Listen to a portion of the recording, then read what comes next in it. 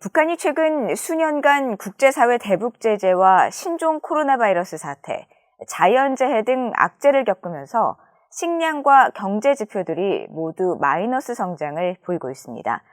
그나마 북중 무역이 재개되면 숨통이 트일 수 있지만 불법 무기 개발에 따른 제재가 지속되는 한 제한적일 수밖에 없다는 지적입니다. 첫 소식 조상진 기자가 보도합니다. 한국농촌진흥청은 북한의 올해 식량작물 생산이 지난해보다 3.8%, 수량으로는 약 18만 톤 줄어든 451만 톤으로 추정했습니다.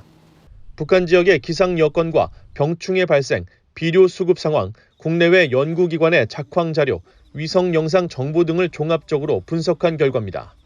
지난해보다 생산량이 줄어든 주된 이유로는 가뭄 등 기상 요인을 꼽았습니다. 작물별로는 쌀의 경우 9만 톤 감소한 207만 톤, 옥수수는 지난해보다 2만 톤 감소한 157만 톤, 감자와 고구마 수확량은 49만 톤, 밀과 보리, 콩 18만 톤, 기타 잡곡 2만 톤으로 조사됐습니다. 북한 농업 전문가인 조충희 굿파머스 연구소장은 수확이 마무리되는 가을이면 장마당 주곡 가격이 안정을 찾아야 하지만 올해는 옥수수 가격이 전례를 찾기 힘든 고공행진을 하고 있다며 올해 부진한 수확량이 반영된 결과로 분석했습니다.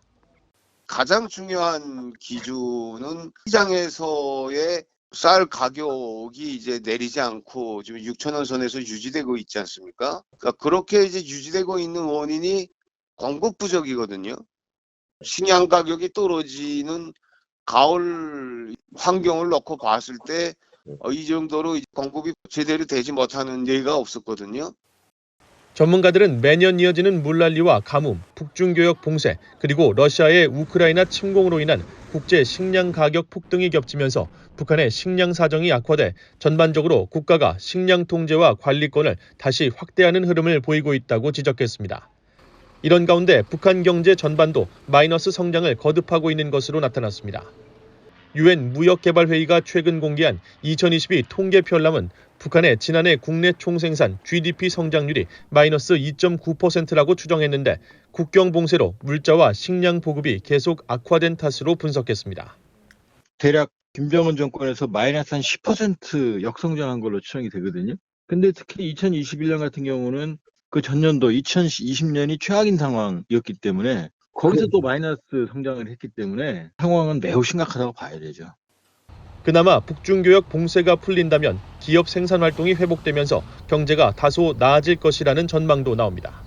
무역이 재개가 된 상황에서는 기업이 생산 활동이라 이런 것들이 좀 더 올라갈 거예요. 그러면서 서비스업은 두말할 것 없고 생산 활동이 높아지면 서비스업은 거기 플러스 알파 더 되니까. 그러니까 내년도는 좀 더 좋아질 것이다. 그러나 북한 주민들이 삶이 확 좋아진다거나 북한 경제가 아주 좋아진다거나 하지는 않을 것이다.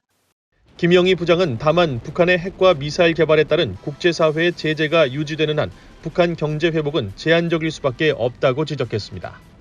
BOA 뉴스 조상진입니다.